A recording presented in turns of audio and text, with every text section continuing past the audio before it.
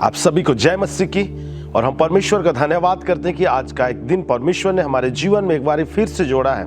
और आज की सुबह मैं आप सबको उत्साहित करना चाहूँगा कि जैसे हम आज की सुबह परमेश्वर की आराधना में हम जा रहे हैं, हम अपने आप को तैयार करें। जैसे कि परमेश्वर ने हमें इस साल में एक विषय को दिया है कि हम आगे बढ़ें। बाइबल बताती है, निर्गमन की पुस्तक उसका 14 अध्याय उसके 15वें वचन में परमेश्वर ने मूसा से कहा कि आगे बढ़ो।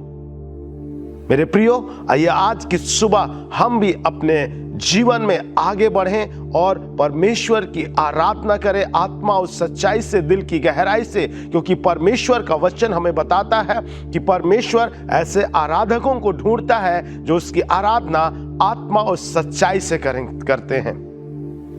आइए इससे पहले कि हम परमेश्वर की आराधना करें, आराधना दल के साथ मिलकर आइए हम मिलकर प्रार्थना करें।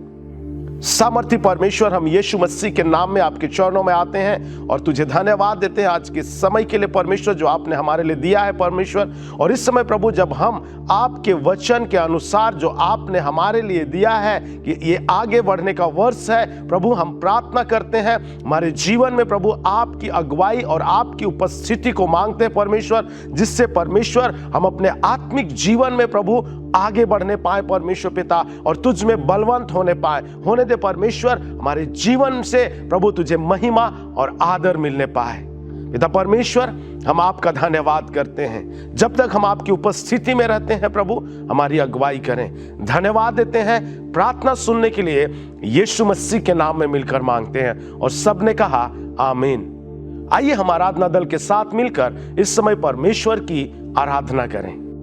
आइए मेरे प्रिय, हम सब मिलकर प्रभु की आराधना करें। जिसने आपके और मेरे जीवन में भलाइयों को किया है, उस भलाइयों को याद करें। हालेलुया।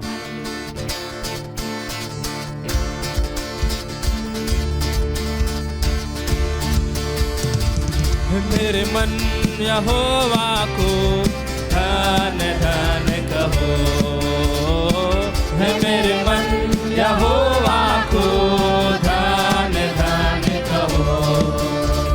जो कुछ भी मुझ में है, यहोवा को धन कहो, है मेरे मन यहोवा को धन धन कहो। हालेलुया। है मेरे मन यहोवा को धन धन कहो।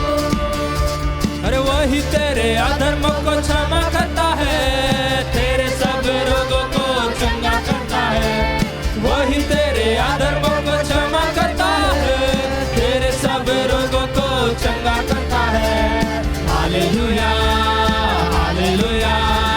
वही तो तेरे प्राण को नाश होने से बचाता है। मेरे मन यहोवा को धन धन कहो, है मेरे मन यहोवा को धन धन कहो। वो सतनाश के गड्ढे से मुझे निकाला, दलदल की कील से मुझे उबारा। सतनाश के गड्ढे से मुझे निकाला, दलदल की कील से मुझे उबारा। Hallelujah hallelujah.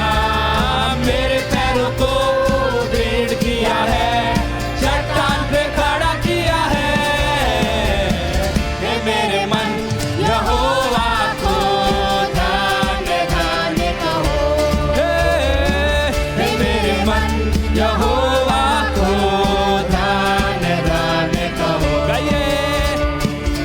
यहोवा भलाई को तेरे सदा मैं गाता रहूंगा।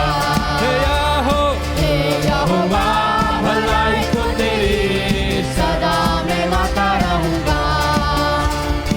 इस जहां में तेरे नाम को हर पल लेता रहूंगा।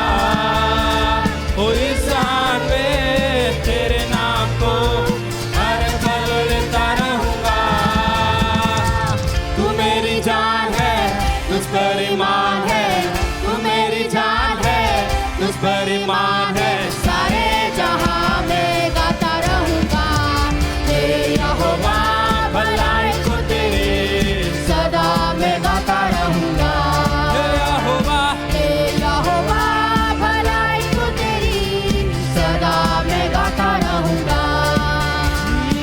सतनाश के गड्ढे से मुझे निकाला, दलदल की खींच से मुझे उबारा, सतनाश के गड्ढे से मुझे निकाला, दलदल की खींच से मुझे उबारा। हालेलुया हालेलुया, मेरे पैरों को दृढ़ किया है, चट्टान पे खड़ा किया है। हे मेरे मन यहोवा को गाने गाने कहो, हे मेरे मन यहोवा को गाने गाने कहो। हे यहोवा भलाई को तेरी सदा मैं गाता रहूंगा। हे यहोवा भलाई को तेरी सदा मैं गाता रहूंगा। इस जहान में तेरे नाम को हर पल लेता रहूंगा। इस जहान में तेरे नाम को हर पल लेता रहूंगा। तू मेरी जान है, तुझ पर ईमान है। तू मेरी जान है, तुझ पर ईमान है। सारे जहां में गाता रहूंगा। हे यहोवा भलाई को तेरी सदा मैं गाता रहूंगा। हे यहोवा भलाई को तेरी सदा मैं गाता रहूंगा। वो दुख के दिन में यहोवा सालम तू बन गया, वो निर्बलता में यहोवा मीस तू बन गया। वो दुख के दिन में यहोवा सालम तू बन गया, निर्बलता में यहोवा मीस तू बन गया। वो भूख और प्यास में यहोवा हीरे बन गया। अरे भूख और प्यास में यहोवा हीरे बन गया। कैसे भूलूंगा तेरे प्यार को। हे यहोवा भलाई तो तेरे सदा मैं गाता रहूंगा। हे यहोवा भलाई को तेरी सदा मैं गाता रहूंगा। यहोवा भलाई तो तेरी सदा मैं गाता रहूंगा। हे यहोवा हे यहोवा भलाई को तेरी सदा मैं गाता रहूंगा। हालेलुया। उस परमेश्वर की भलाइयों को हर समय याद करिए। हालेलुया। उसने आपके और मेरे जीवन में हर वो भलाइयों को किया है जो मैंने और आपने जीवन में नहीं देखने की योग्य थे। चाहे घोर अंधेरों ने हो मुझे घेरा, सूनी राहों पर हूँ मैं अकेला। चाहे घोर अंधेरों ने हो मुझे घेरा, सूनी राहों पर हूँ मैं अकेला। मैं ना डरूंगा, मैं ना डरूंगा, तू मेरा बल, तू मेरी डाल। यीशु तू ही मेरी चट्टान। आंधी हो या हो तूफान, यीशु तू ही सर्वशक्तिमान। तू मेरा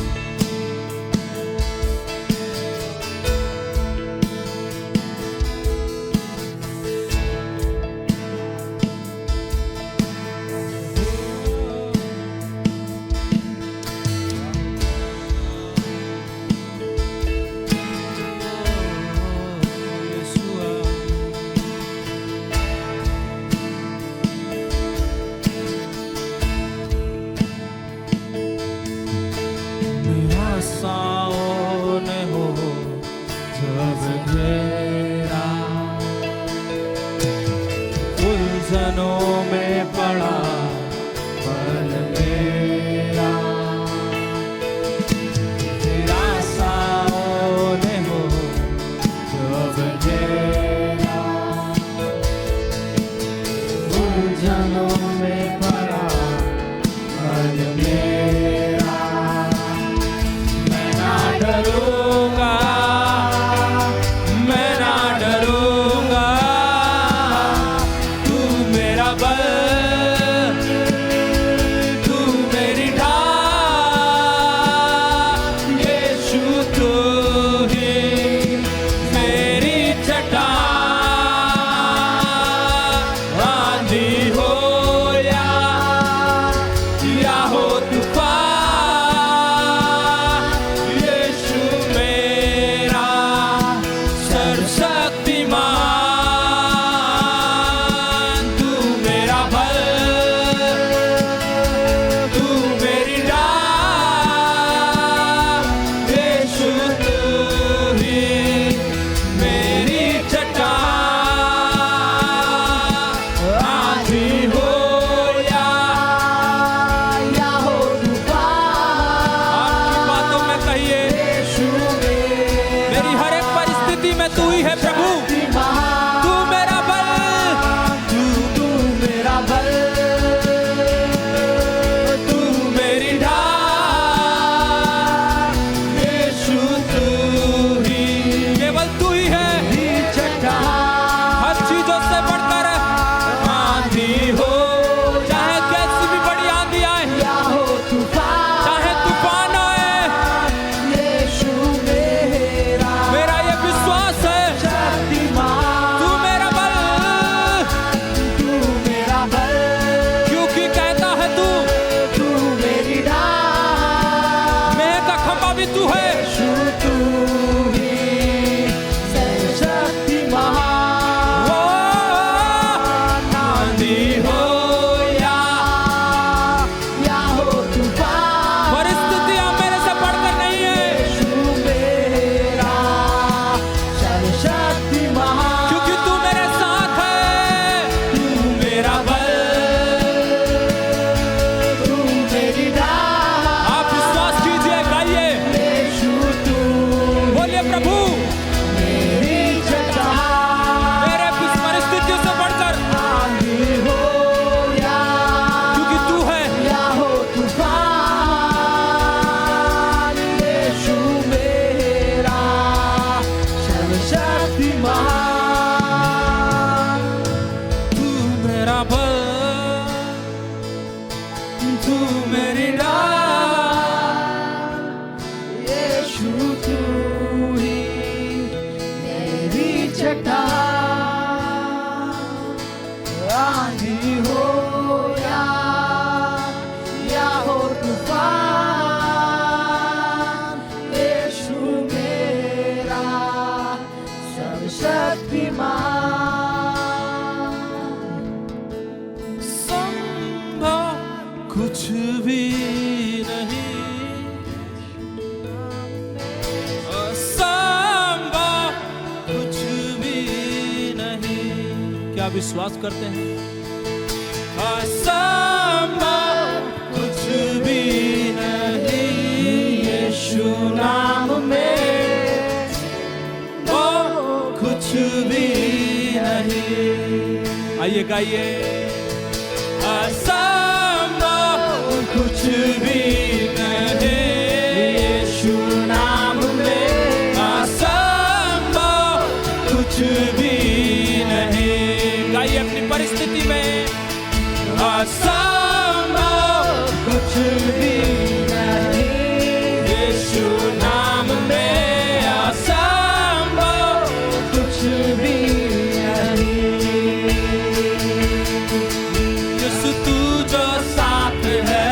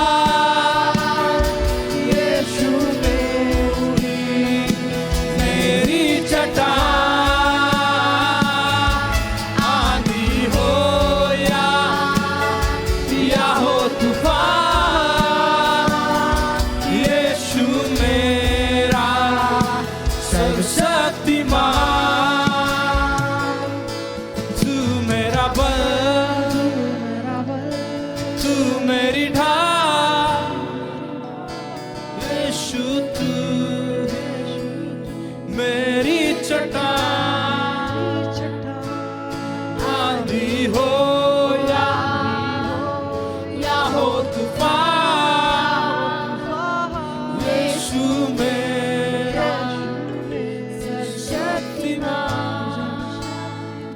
मेरे प्रियो, आप, मैं नहीं जानता आप किस परिस्थिति में हैं, मैं नहीं जानता आप कैसे हैं, मैं नहीं जानता आप किस स्थान पर खड़े हैं, पर एक बात जरूर जानता हूं, जिसने वो कहा है, प्रभु ने ये कहा कि मैं तेरा बल हूं, मैं तेरी चट्टान हूं, मैं तेरा ढाल हूं और तुझे दीर्घायु जीवन दूंगा। ये परमेश्वर का कहना है मेरे प्रियो। आप किस परिस्थिति में हैं, किस चीज पे हैं, कहां खड़े हैं, उसकी चिंता मत कीजिए, ये विश्वास कीजिए, असंभव काम को संभव यीशु मसीह करके दिखाएगा। असंभव कुछ भी नहीं है उसके लिए, हर कार्य संभव है उसके लिए। आइए लास्ट टाइम गाएंगे, उसके बाद हम खत्म करेंगे। हो तू मेरा बल, तू मेरी ढाल, यीशु तू ही मेरी चट्टान, आंधी हो या हो तूफान, यीशु मेरा सर्वशक्तिमान। वो आपका और मेरा बल है, आपका और मेरा गढ़ है, आपका और मेरा ढाल है, और आपकी और मेरी चट्टान है। मेरे प्रियो, आप जिस स्थान पे खड़े हैं, अपने हृदय पे हाथ रखें और बोले, प्रभु मैं ये विश्वास करती हूँ या विश्वास करता हूँ कि आप मेरे सब कुछ हैं, आप मेरे सब कुछ हैं। आपके बिना कुछ भी नहीं कर सकते, आपके बिना हम कुछ भी नहीं कर सकते। आइए मेरे प्रियो, एक क्षण के लिए अपनी आंखों को बंद करें, यदि आप ऑनलाइन के माध्यम से हैं, और शांति से खड़े हो जाए, बोले, प्रभु आप सब कुछ हैं, आप सब कुछ हैं।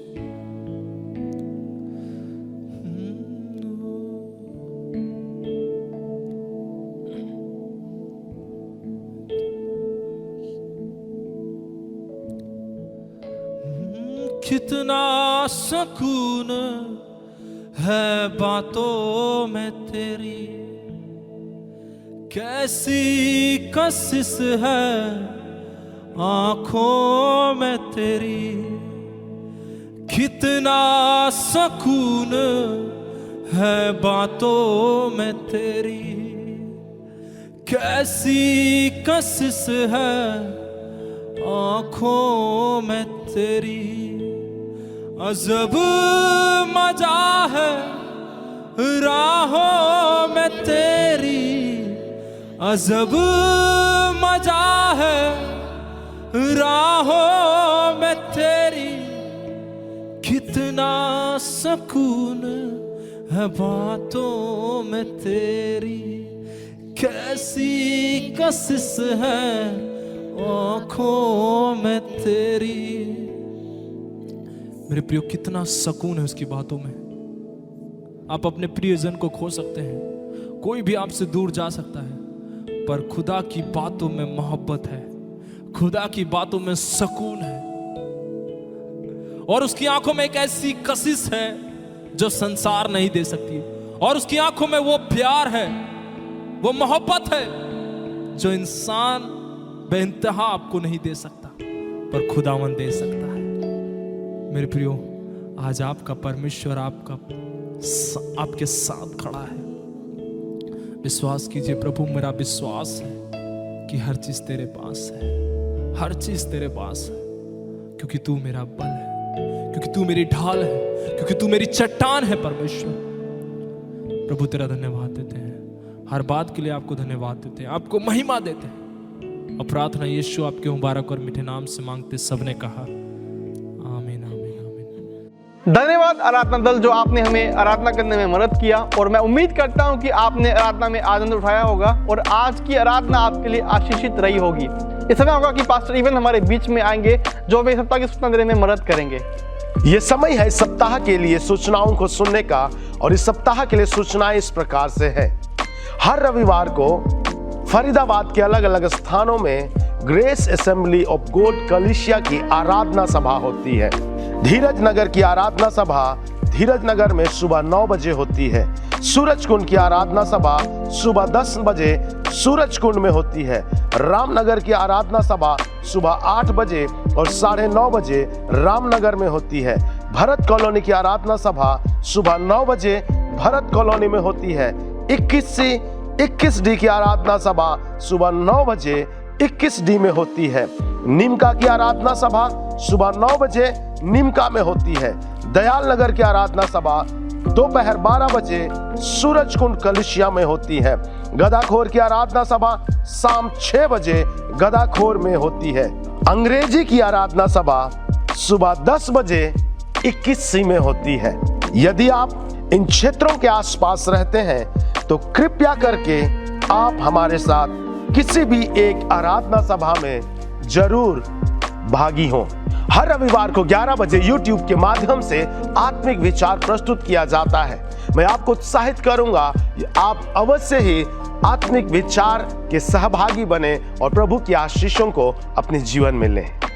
प्रतिदिन पासवानों का दल और प्रार्थना का दल मिलकर आपके लिए प्रार्थना करते हैं। मैं आपको उत्साहित करना चाहूंगा, यदि आपके पास किसी भी प्रकार का प्रार्थना निवेदन है, आप अवश्य अपने प्रार्थना निवेदन को लिखकर अपने पासवान के माध्यम से या व्हाट्सएप के माध्यम से हमें साझा करें, ताकि हम आपके लिए प्रार्थना कर सकें।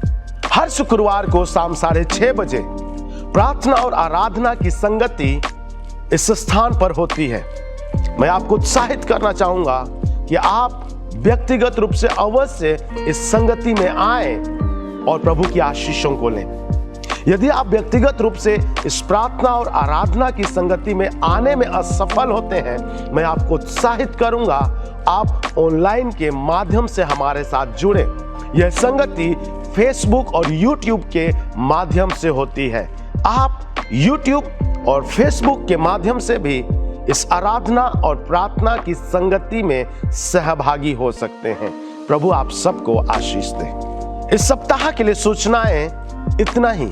अधिक जानकारी के लिए अपने क्षेत्रीय पासवान से संपर्क करें। हम उम्मीद करते हैं कि आपने इस सप्ताह की सूचनाओं को विस्तार पूर्वक सुना होगा और ये सुना होगा प्रभु को दान और दशवांश देने का। और हमारे बीच में पास्टर इबन फिर से आएंगे जो हमें अगुवाई करेंगे किस प्रकार हमें अपना भेंट और दशवांश को देना है।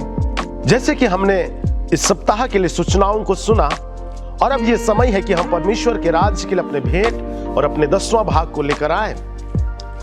और परमेश्वर का वचन हमें कुछ इस प्रकार से बताती है। निर्गमन की पुस्तक उसके 25 अध्याय उसके पहले और दूसरे वचन में प्रभु के वचन में इस प्रकार से लिखा है, यहोवा ने मूसा से कहा, इस्राएलियों से यह कहना कि वो मेरे लिए भेंट लेकर आए, और जितने अपनी भेंट अपनी इच्छा से देना चाहें उन्हें सबों से भेंट लेना। परमेश्वर का वचन साफ साफ हमें बताती है कि यहोवा परमेश्वर ने मूसा को आज्ञा दी। जब मूसा परमेश्वर के साथ सिनै पर्वत में 40 दिन और 40 रात रहा, वो परमेश्वर से बातें किया, परमेश्वर के आमने सामने रहकर वो परमेश्वर से बातचीत किया। और बाइबल बताती है परमेश्वर ने मूसा से कहा, आज्ञा दी मूसा को, और उसने कहा कि इस्राएलियों से कहना कि वो परमेश्वर के लिए भेंट लेकर आए, और उन्हीं लोगों से भेंट लेना जो अपनी इच्छा से परमेश्वर के लिए भेंट दे।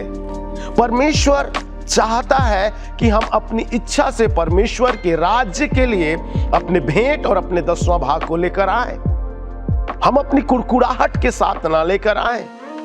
परमेश्वर हमारी कुड़कुड़ाहट से दिए हुए भेंट को एक्सेप्ट नहीं करता, ग्रहण नहीं करता, और ना ही उस भेंट के द्वारा हम परमेश्वर की आशीष को अपने जीवन में देखने पाते हैं। हम परमेश्वर के राज्य के लिए आनंद के साथ अपनी इच्छा के साथ परमेश्वर को भेंट दें, और जब हम अपनी इच्छा के साथ परमेश्वर को भेंट देंगे, निश्चय ही परमेश्वर हमारे जीवन में अपनी आशीषों को देगा। हम परमेश्वर के वायदे की आशीष को हम देखने पाएंगे।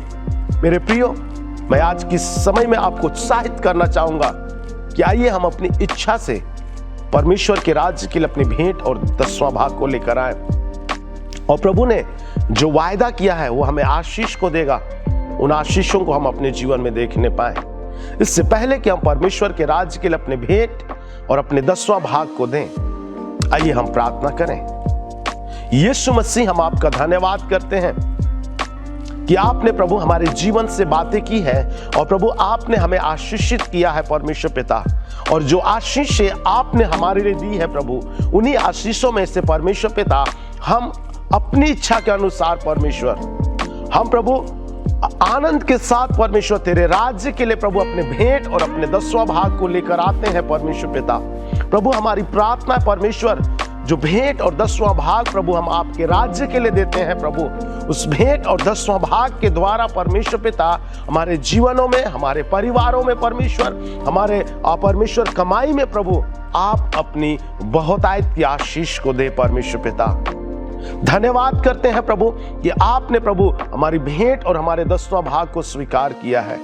यीशु मसीह के नाम में मिलकर मांगते हैं और सबने कहा आमीन।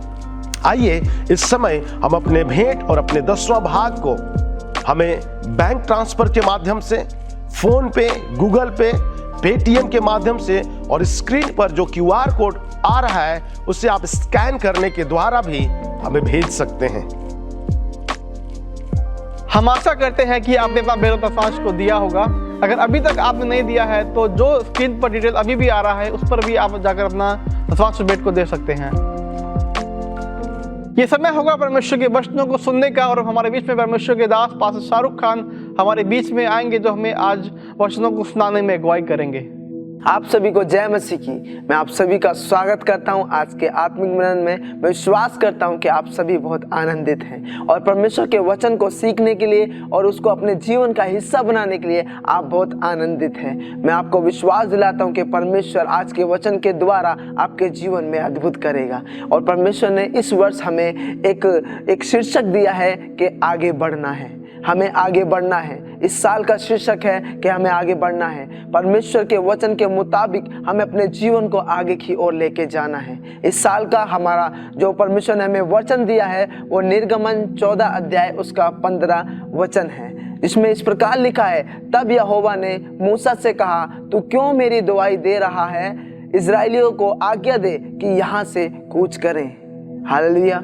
यहाँ पे परमेश्वर का दास मूसा जो अपने जीवन को परमेश्वर की सेवा के लिए दे दिया और इजरायली लोगों को मिस्र देश से छुड़ा के लाया। और जब देखते हैं जब इजरायली लोग मिस्र देश में थे तो एक गुलामी भरा जिंदगी जी रहे थे। वो वहाँ पे कर्रा रहे थे, वे परमेश्वर की दुआई दे रहे थे कि हम कब तक गुलामी में रहेंगे। मगर एक समय आया कि परमेश्वर ने उनके जीवन में एक दास को भेजा, मूसा को। जब परमेश्वर ने मूसा को भेजा तो मूसा उनको वहाँ से मिस्र देश से छुड़ा के लेके आया। जब छुड़ा के लेके आया तो वे लाल समुद्र के सामने जाके खड़े हो गए, क्योंकि वहाँ पे पूरा उनके सामने लाल समुद्र था और पीछे उनको रोकने के लिए, पकड़ने के लिए फिरौन की सेना आ रही थी। जब उस समय में परमेश्वर ये वचन उस समय में परमेश्वर मूसा को देता है कि तू क्यों मेरी दुआई देता है कि उनसे के आगे कूच करे, आगे बढ़े।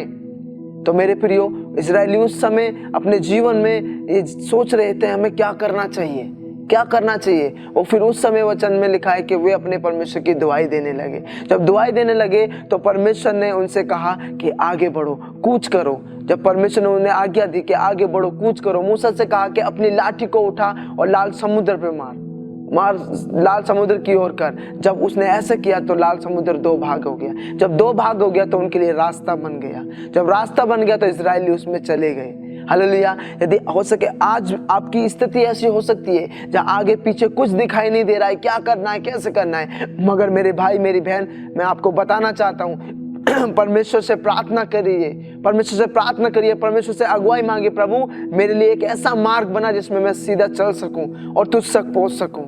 हो सकता है आज बहुत सी गंभीर अपने जीवन में परेशानियों में आप होंगे, मगर आज मेरे प्रियो परमेश्वर से बोलिए, प्रभु मुझे आगे बढ़ने के लिए, मेरा एक अच्छा मार्गदर्शन करने के लिए मुझसे बात कर। परमेश्वर के वचन को प्रियो परमेश्वर की आराधना करिए। जब आप ऐसे करोगे तो परमेश्वर अपने आप आपके लिए रास्ते को खोलेगा। जैसे इजरायलियों ने परमेश्वर की दुआई दी, आपको भी आज परमेश्वर की दुआई देनी होगी। जब आप परमेश्वर की दुआई दोगे तो परमेश्वर आपके लिए इजरायलियों के समान एक रास्ता बना देगा, जैसे उनके लिए परमेश्वर ने रास्ता बनाया। और कोई शत्रु आपका पीछा नहीं करेगा तो वे डूब मरेंगे, जैसे फिरौन की सेना समुद्र में डूब मरी। हो सकता है शैतान आपको कई बार आपको पीछे की ओर खींचता हो, आपको आगे नहीं बढ़ना देता हो, आपके जीवन को आगे की ओर नहीं ले जाने देता हो, मगर परमेश्वर आज आपसे कहता है, मेरे बेटे मेरी बेटी, यदि आज तू मेरी दुहाई देगा तो मैं तेरी स्वर्ग से सुनूंगा और तेरे लिए मार्ग निकालूंगा। हालेलुया। तो प्रियो, हमें अपने जीवन को आगे की ओर लेके चलना है।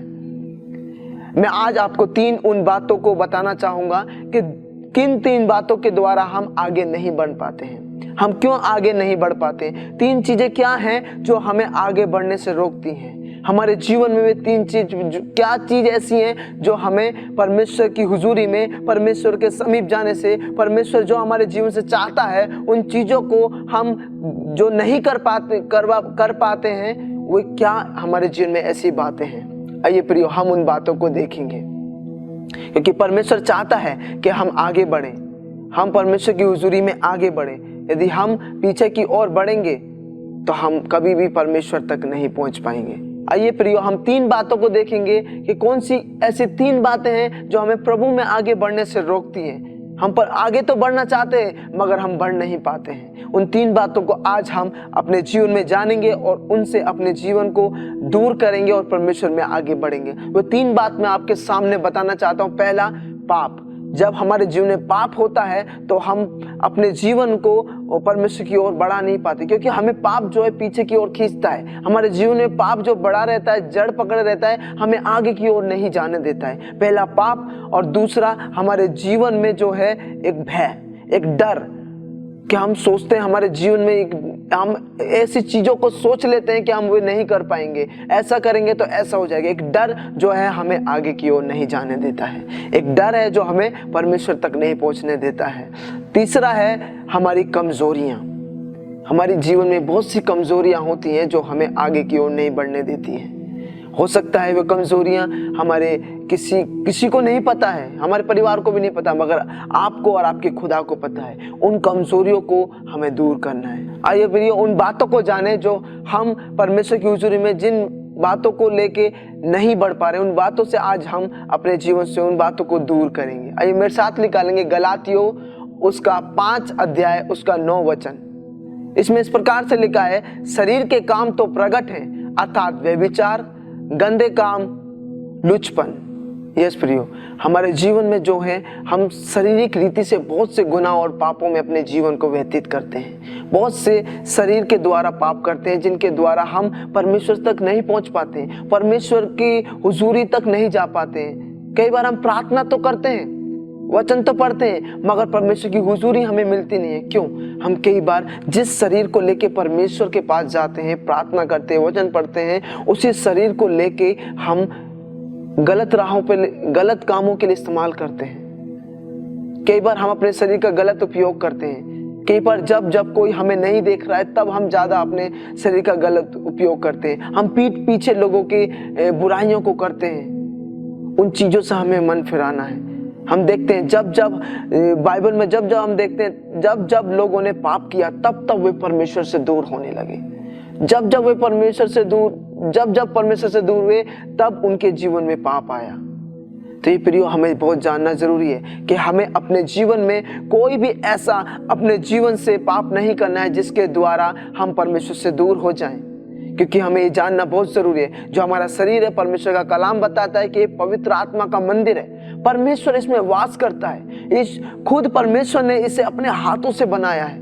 इतना बहुमूल्य हमें परमेश्वर ने बनाया है। परमेश्वर ने, यशायाह अपने कलाम में लिखता है, वचन में लिखता है, यशायाह अपने वचन में लिखता है कि हम परमेश्वर की दृष्टि में अनमोल हैं, प्रतिष्ठित तेरे हैं। तो प्रियो, हमें अपने जीवन को ये जानना है कि परमेश्वर ने हमें इतनी हिफाजत से बनाया है, इतना हमसे प्यार करता है, तो हमें अपने जीवन को, अपने शरीर को गलत रास्तों पर लेके नहीं जाना है, हमें पाप की ओर लेके नहीं जाना है।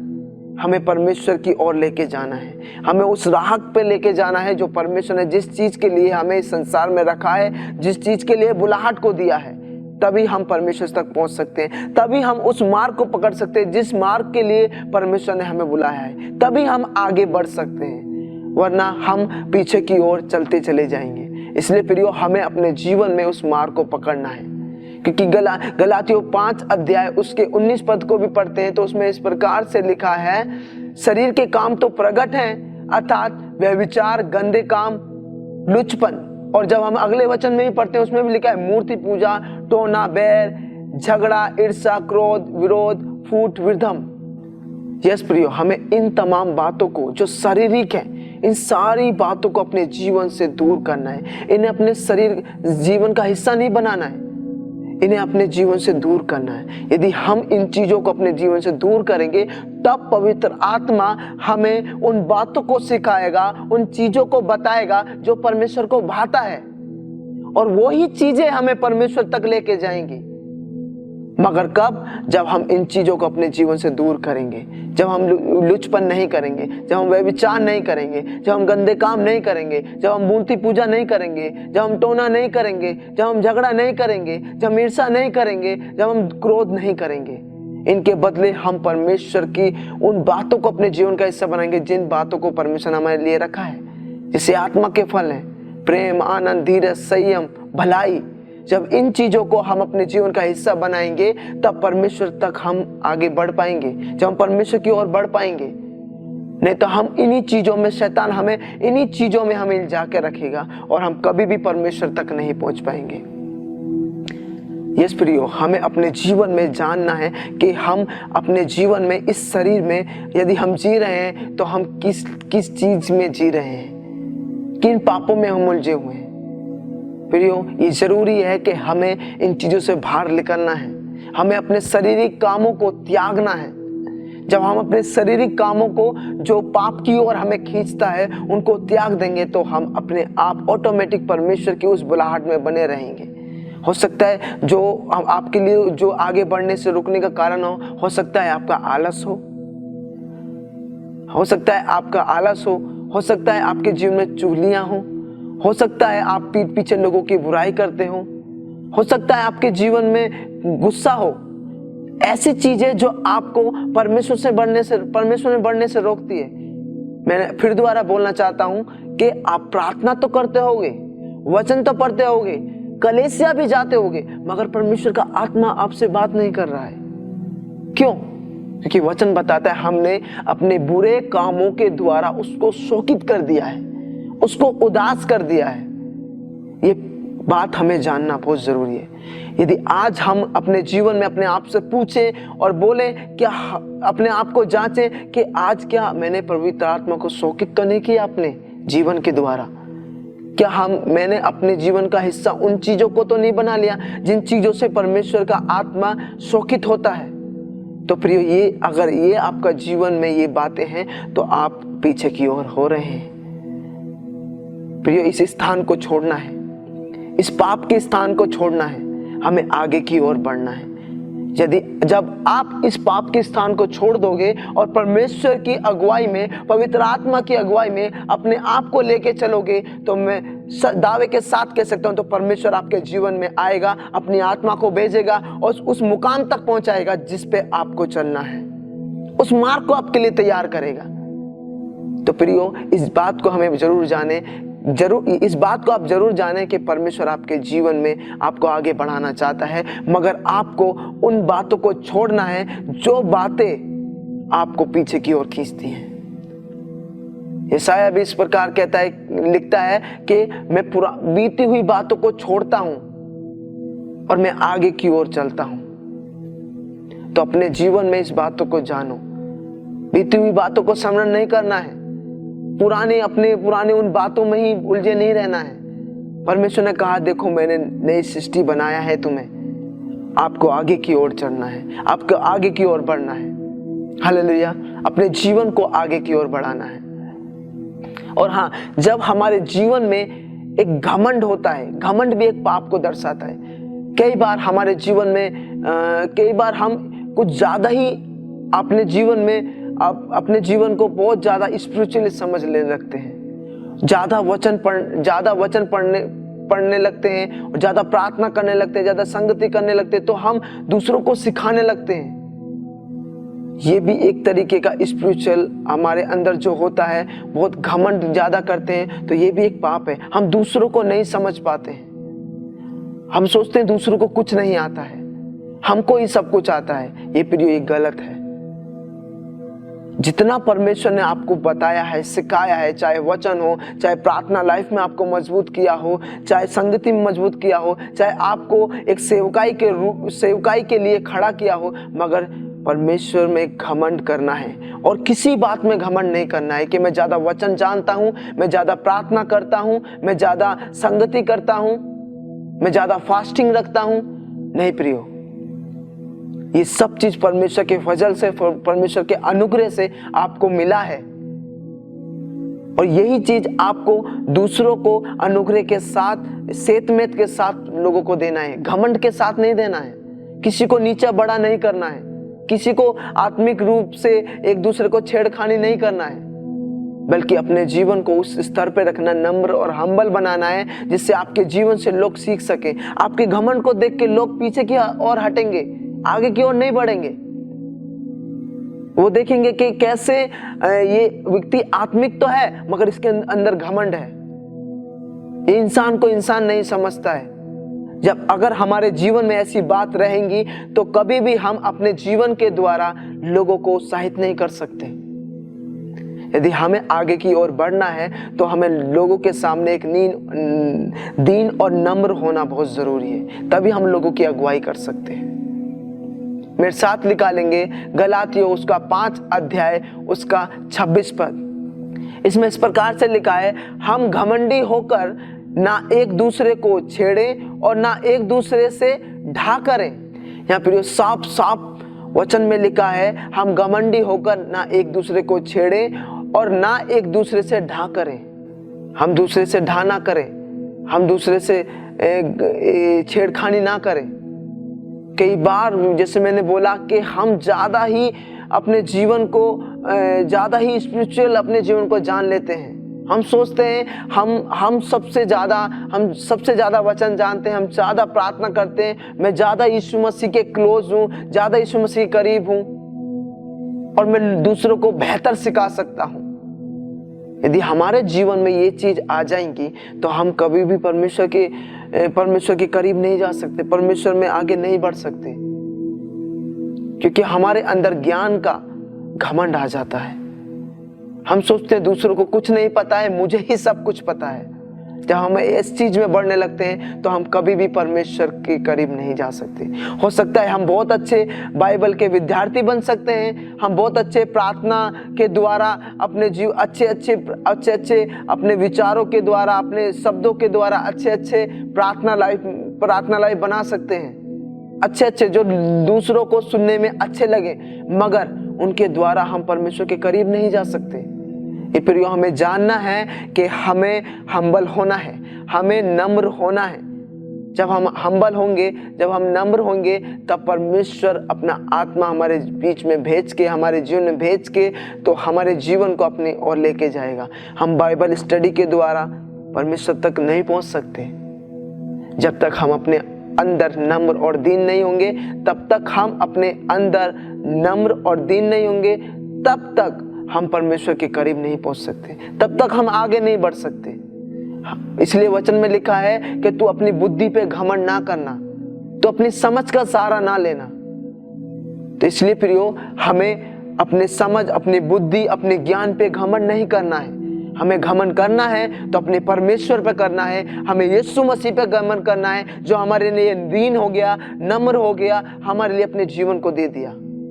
हमें किसी बात पे घमंड नहीं करना है, हमें घमंड करना है तो यीशु मसीह पे करना है। जब हम अपने आप को अपने आप पे घमंड नहीं, बल्कि नम्र और दीनता के साथ अपने जीवन को लोगों के सामने रखेंगे, तो परमेश्वर हमें आगे बढ़ाएगा। हालेलुया। तो परमेश्वर हमें आगे बढ़ाएगा, तो परमेश्वर हमें आगे बढ़ाएगा। यस प्रियो, तो हमें अपने जीवन में अपनी उन बातों को ध्यान देना है कि हम किन चीजों के द्वारा पीछे हट रहे हैं। परमेश्वर का वचन कहता है, मेरे साथ निकालेंगे याकूब की पत्री उसका 4 अध्याय उसका 10 पद। इसमें बहुत सुंदर रीति से परमेश्वर का वचन बोलता है, प्रभु के सामने दीन बनो तो वे तुम्हें शिरोमणि बनाएगा। हालेलुया। इसमें साफ साफ लिखता है मेरे प्रियो, परमेश्वर का वचन कहता है प्रभु के सामने दीन बनो तो वे तुम्हें शिरोमणि बनाएगा। हालेलुया। वचन कहता है दीन, नम्र बन जाए। क्या आप अपने जीवन में दीन और नम्र हैं? मैं आपसे पूछना चाहता हूं, यदि कोई आपको गाली देता है तो क्या आप शांत रहते हैं? क्या आपके ऊपर कोई गुस्सा करता है, क्या आप शांत रहते हैं? क्या आपसे कोई लड़ाई करने आता है तो आप क्या अपने आप को शांत रख पाते हैं? ये इस समय हमें जानना है, यदि हम अपने जीवन में दीन बनेंगे तो प्रभु बोलता है कि वे हमें शिरोमणि बनाएगा, मतलब कि हमें ऊंचा करेगा, हमें ऊंचा करेगा, अपने स्वर्गीय राज्य में हमें आगे बढ़ाएगा, हमें आगे की ओर लेके चलेगा, हमें बुराई से बचाएगा। यदि हम अपने जीवन में दीन नहीं बनेंगे, घमंडी बने रहेंगे, तो हम कभी भी अपने जीवन को परमेश्वर तक नहीं ले जा सकते। हम नबूकदनेस्सर राजा के विषय में देख सकते हैं कि वो एक घमंडी था, वो घमंडी था मेरे प्रियो, वो एक घमंडी था। मगर जब उसके जीवन में एक दीनता आई तो परमेश्वर ने उसके जीवन में कार्य किया। हालेलुया। तो अपने जीवन को हमें जांचना है कि हमारे जीवन में कोई घमंड तो नहीं है।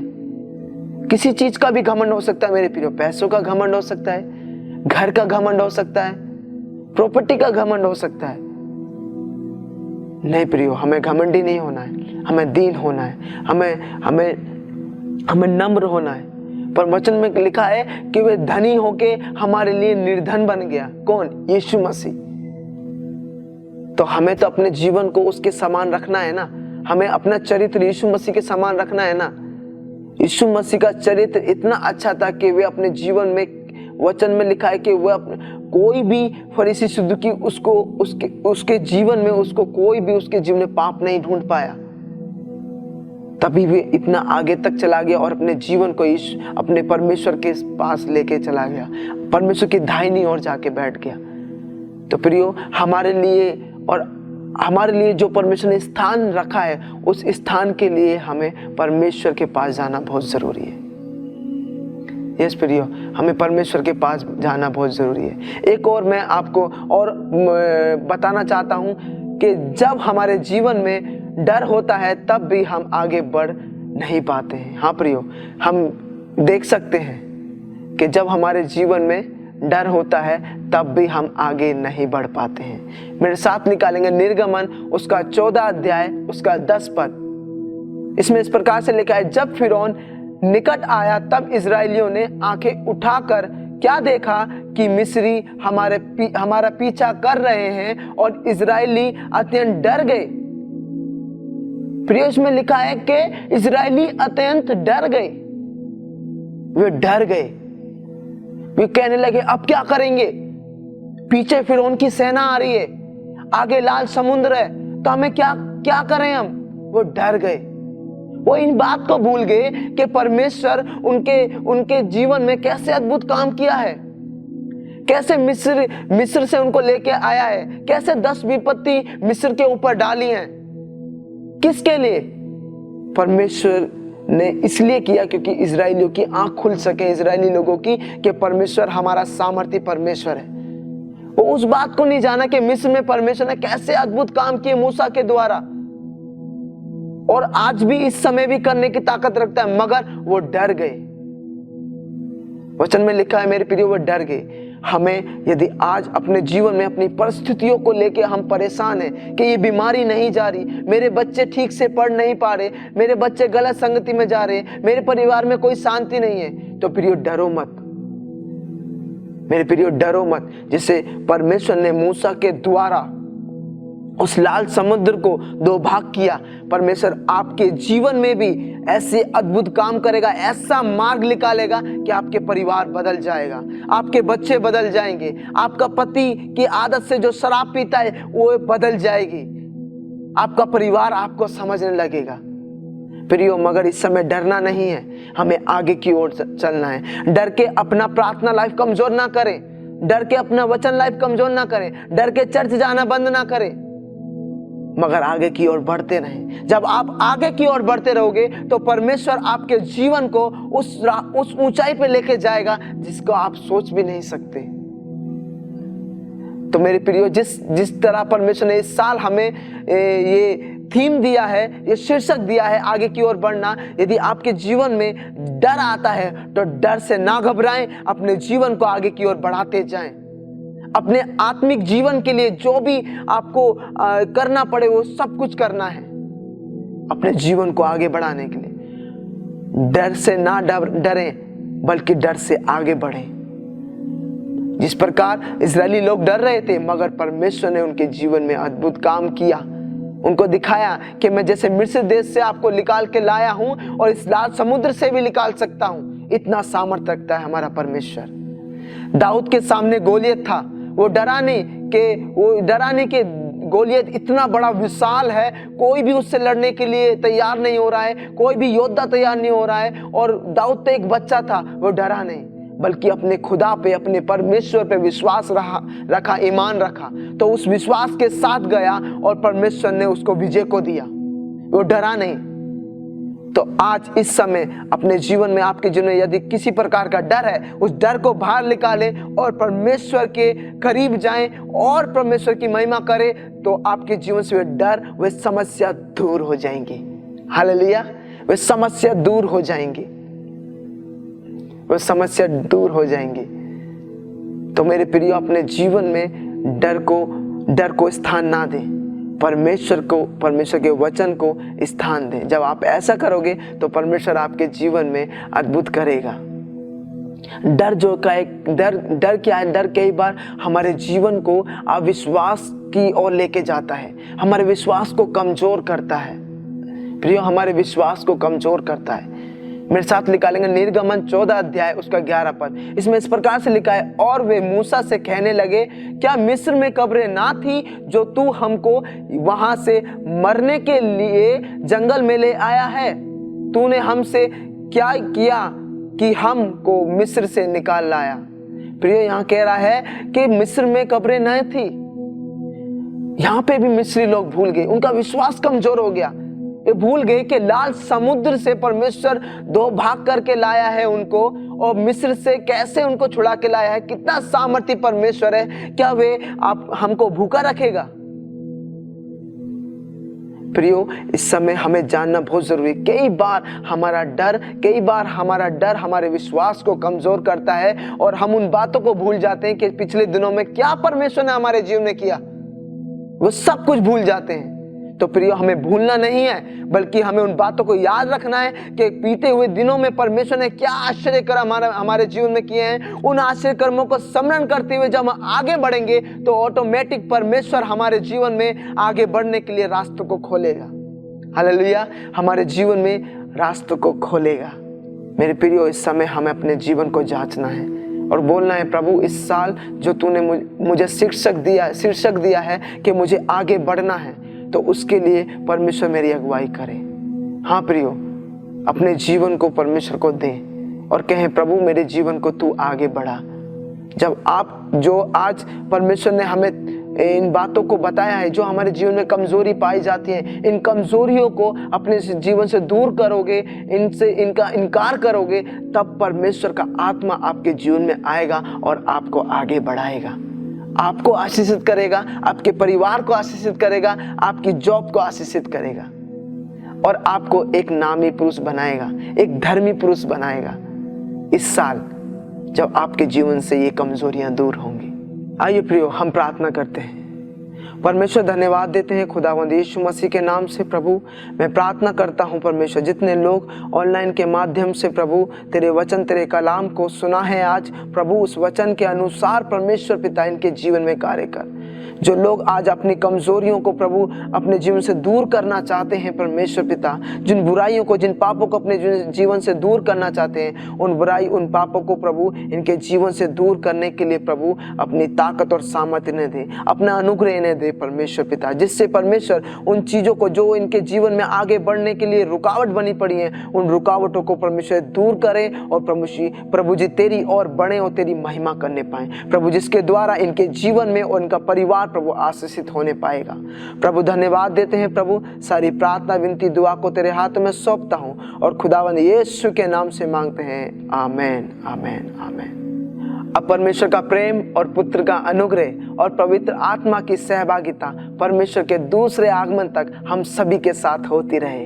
आमेन आमेन।